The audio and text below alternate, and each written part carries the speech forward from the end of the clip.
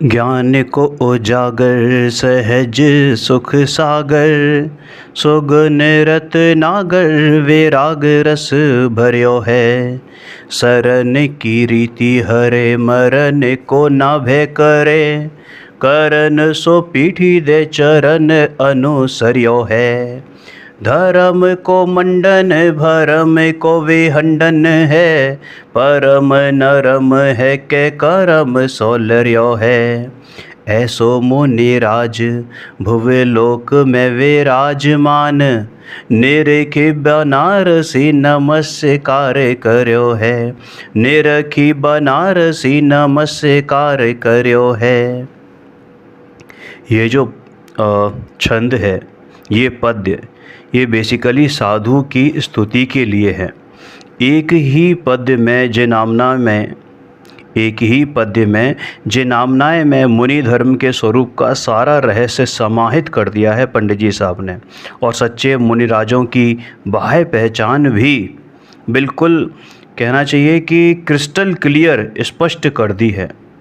कौन से लक्षण देखकर मुनिराज को नमस्कार करनी चाहिए, यह असंदिग्ध रूप से यहाँ स्पष्ट कर दिया गया है। आज जो मात्र बाह्य नग्न मुद्रा देखकर ही वंदना करने का जोर आध्यात्मिक विद्वत जगत भी देने लगा है, उन्हें तो यह पद्य मानो पथ प्रदर्शक की भांति दिशा बोध कर रहा है, गाइड कर रहा है। इसके अनुसार इसमें 12 लक्षण बताए गए हैं। पहला है असंदिग्ध तत्वज्ञान स्पष्ट परिलक्षित हो रहा हो।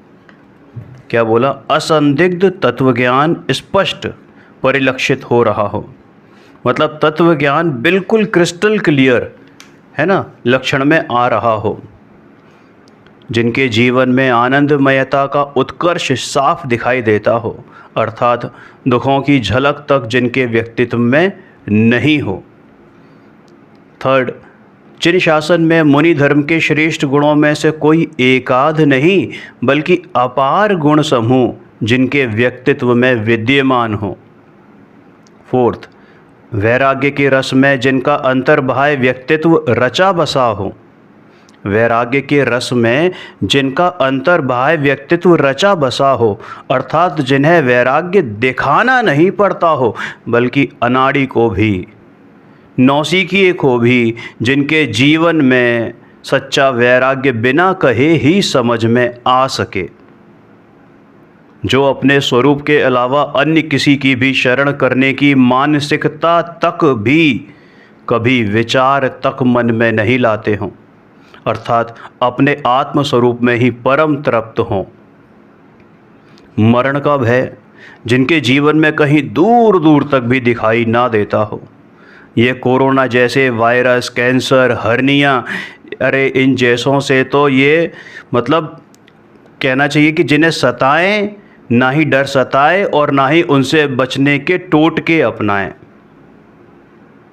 इंद्रियों की मांगों यानी कि गर्मी में एसी, कूलर, सर्दियों में हीटर, स्वादिष्ट रस व पकवानों का आहार, विलासितापूर्ण भवन इत्यादि, स्कूल कॉलेज खुलवाने का भाव, मंदिर बनवाने का भाव जिनके नहीं जागता हो, इंद्रिय विषयों से जो अत्यंत विरक्त हों। तीर्थ, जिन वाणी में निर्दिष्ट मुनि धर्म का बिना किसी बहाने के कि अब कंचम काल है, क्या करा जाए, जैसे श्रावक वैसे मुनि, अरे कम से कम हमसे तो अच्छे ही हैं, इस तरीके से जो एक्सक्यूज़ वाले जो वचन हैं, है ना, तो निर्दोष रीति से 100% पालन करता हो। ये सब बहाने हैं, लेम एक्सक्यूजेस हैं, ये ना बताता हो। जिनकी चर्या एवं वचनों से धर्म सुशोभित होता हो, जिन्हें देखने के बाद धर्म, धर्मात्मा एवं आत्महित के बारे में सारे भ्रम दूर हो जाते हों।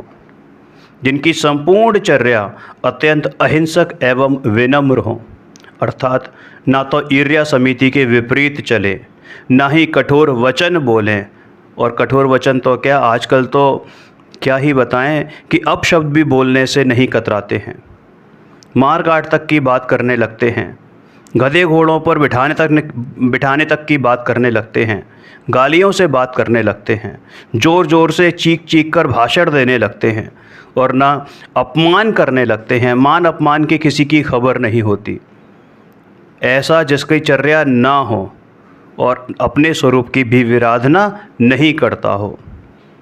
12th पॉइंट, जो कर्मों की निर्जरा करने में सदा तत्पर रहते हों, अर्थात शेष विश्व में किसी भी व्यक्ति या वस्तु, संस्था, संगठन, संप्रदाय आदि से जिनके मन में स्वप्न में भी विशेष ना तो राग भाव हो और ना ही द्वेष भाव हो, ऐसे मुनिराज यदि किसी लोक में कहीं भी मिल जाएं तो बनारसी दास जी कहते हैं कि उन्हें नमस्कार करना चाहिए, वंदन करना चाहिए।